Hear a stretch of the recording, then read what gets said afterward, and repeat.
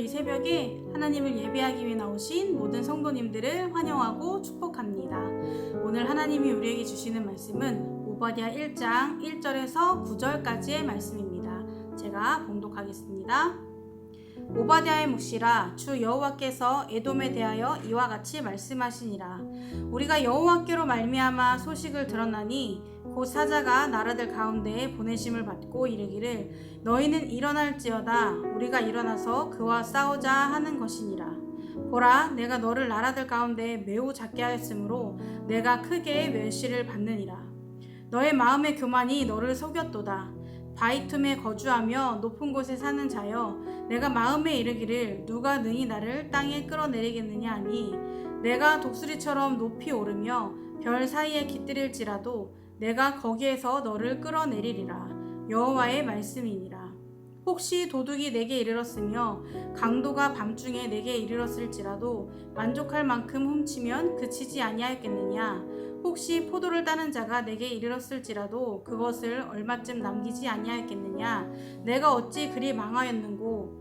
에서가 어찌 그리 수탈되었으며 그 감춘 보물이 어찌 그리 빼앗겼는고. 너와 약조한 모든 자들이 다 너를 쫓아 변경에 이르게 하며 너와 화목하던 자들이 너를 속여 이기며 내 먹을 것을 먹는 자들이 내 아래에 함정을 파니 내 마음에 지각이 없음이로다. 여호와의 말씀이니라. 그날에 내가 에돔에서 지혜 있는 자를 멸하며 에서의 산에서 지각 있는 자를 멸하지 아니하겠느냐. 드마나 내 용사들이 놀랄 것이라. 이로 말미암아 에서의 산에 있는 사람은 다 죽임을 당하여 멸절되리라. 혹시 있을 때 잘해라는 노래를 들어보신 적 있으십니까? 이 노래는 가수 오승근 씨가 2007년에 발매한 앨범에 들어있는 노래 중 하나입니다. 아마 다들 들어보셨을 텐데요. 이 노래 가사를 보면 이렇습니다. 있을 때 잘해, 후회하지 말고. 있을 때 잘해, 흔들리지 말고. 이번이 마지막 기회야. 있을 때 잘해, 그러니까 잘해. 멜로디가 생각나시죠?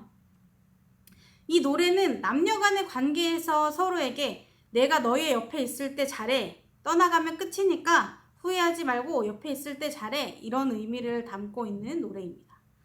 저는 오늘 본문을 말씀을 묵상하면서 이 노래가 떠올랐습니다. 그 이유는 에돔이 심판을 받게 된 배경 때문인데요. 에돔의 심판은 남녀 관계로 인한 문제는 아니었지만 자신들이 거주하고 있는 곳을 어떻게 취하게 되었는지도 잊어버린 채 자신들이 살고 있는 그 조건으로 기세등등하여서 교만하였습니다. 그래서 그들은 심판을 받게 되었습니다. 이들은 좋은 환경이 있을 때 감사하며 베풀며 살았어야 했는데 그렇지 못하고 오히려 교만이 하늘을 찌를 듯한 모습을 보여주는 것입니다.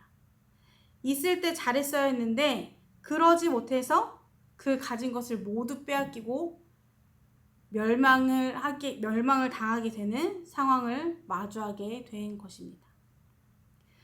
오늘 본문 말씀인 오바댜는 1장으로 되어 있는 짧은 말씀입니다. 그런데 이 한 장의 말씀 전체에는 에돔이라는 한 나라를 향한 하나님의 심판에 대해서 말씀하고 있습니다. 에돔은 에서의 후손들로 세워진 나라입니다. 이들이 살고 있던 곳은 세일이라는 곳이었는데 이곳은 해발 1700m 고지대의 지역이었습니다. 바위 도시라고도 불렸던 이곳은 난공불락의 천연 요새였고 유일한 입구는 600m가 조금 넘는 좁은 통로로 되어 있었습니다. 통로 양옆에는 높은 절벽이 있었고 험악한 산악지대여서 외부의 침략으로도 안전한 곳이었습니다. 원래 이곳엔 호릿 사람들이 살고 있었습니다.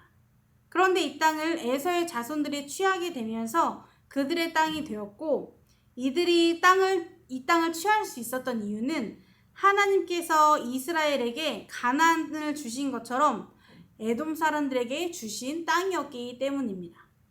신명기 2장 12절 말씀을 보면 호릿 사람도 세일에 거주하였는데 에서의 자손이 그들을 멸하고 그 땅에 거주하였으니 이스라엘의 여호와께서 주신 기업의 땅에서 행한 것과 같았느니라 라고 말씀하고 있습니다. 다시 말해서 하나님이 에서의 자손들을 위해 마련하신 곳이라는 것입니다. 그런데 그들은 이 은혜를 모르고 점점 교만해졌습니다. 본문 말씀 3절을 보면 너의 마음의 교만이 너를 속였도다. 바위 틈에 거주하며 높은 곳에 사는 자여, 내가 마음에 이르기를 누가 능히 나를 땅에 끌어내리겠느냐 하니 라고 말씀하고 있습니다. 이들은 그곳이 자신들의 힘으로 세운 것인 듯, 또 도시가 높은 곳에 있고 지형이 험난하여 외부인들이 쉽게 침략할 수 없는 곳이다 보니 그 교만함이 가득했고 자신감이 매우 충만했습니다. 그 누구도 자신들을 함부로 공격할 수 없고 땅으로 끌어내릴 수도 없다는 이 교만함이 귀를 닫게 하고 눈을 가린 것입니다. 그런 이들을 향한 하나님의 심판은 매우 혹독했습니다. 먼저 자신들의 나라는 그 지형의 유리함으로 인해 그 누구도 쉽게 공격할 수 없다는 자만심으로 안일했던 그들을 다른 나라들보다 작게 하시며 크게 멸시를 받게 될 것이라고 말씀하고 있습니다. 이들은 하나님이 자신들에게 베푸신 복을 가볍게 여겼습니다. 마치 스스로 이룬 듯 교만했습니다. 결국 하나님의 복을 가볍게 여긴 것이 자신들에게 고스란히 돌아오게 된 것입니다. 또한 하나님은 이들이 독수리처럼 높이 오르며 별 사이에 깃들지라도 거기서 끌어내시겠다고 말씀하셨습니다. 이들을 가장 교만하게 만든 큰 이유는 앞에 소개해드린 대로 이들이 거주하고 있는 지역의 특성 때문이었습니다.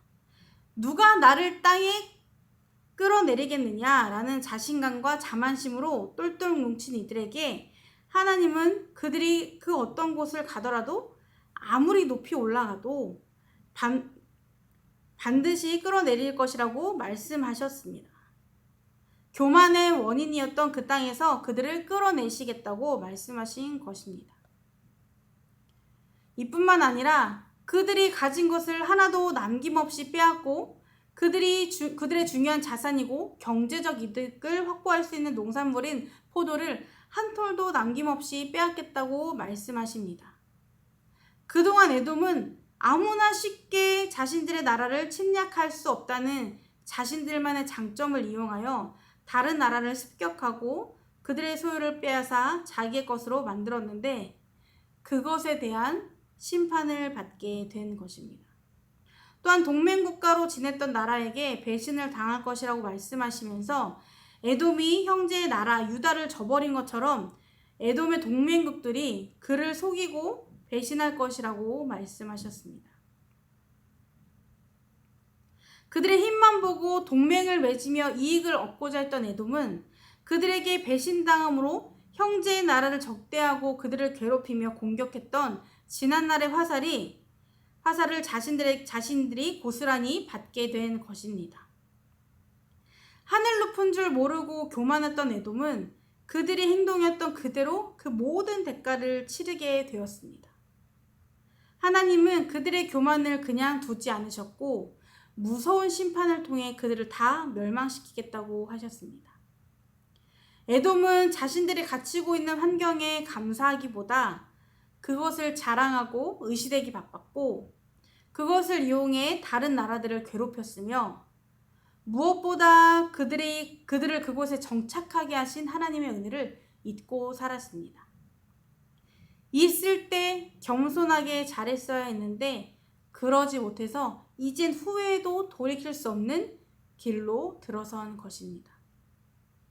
에돔은 교만함의 대가로 벗어나려고 아무리 길을 써도 벗어날 수 없는 무서운 심판만 남아있는 최후를 맞이하게 되었습니다. 우리 삶도 보면 당연한 것처럼 보이지만 당연한 것이 하나도 없습니다. 우리가 가지고 있는 모든 것, 누리고 있는 모든 것은 우리가 당연히 갖춰야 할 것들이 아닌, 당연히 누리고 있어야 할 것들이 아닌 모두 하나님의 은혜로 갖게 된 것입니다. 어떤 특별한 자격이 있어서 주신 것이 아니라 그저 우리를 향한 하나님의 사랑으로 은혜로 주신 것입니다. 그래서 우리는 하나님이 우리에게 허락하신 것들을 지혜롭게 사용해야 합니다. 하나님이 우리에게 주시긴 하셨지만 여전히 모든 것의 주인은 하나님이십니다. 그렇기 때문에 주신 것에 감사하며 베푸신 은혜에 감사하며 겸손하게 살아야 하는 것입니다. 그러나 우리는 그 은혜를 잊고 살아갈 때가 있습니다. 원래 내 것이었던 것처럼 당연하게 여기며 교만해질 때가 있습니다. 내가 가진 것을 다른 사람과 비교하면서 상대적으로 나은 삶의 기세가 오르기도 합니다. 뿐만 아니라 신앙생활에서도 때때로 교만해질 때가 많습니다. 다른 사람들의 믿음보다 내 믿음이 더 좋고 우월하다는 착각으로 인해 내가 더 많이 봉사한다는 이유로 내가 가진 직분으로 인해 교만해질 때가 있습니다.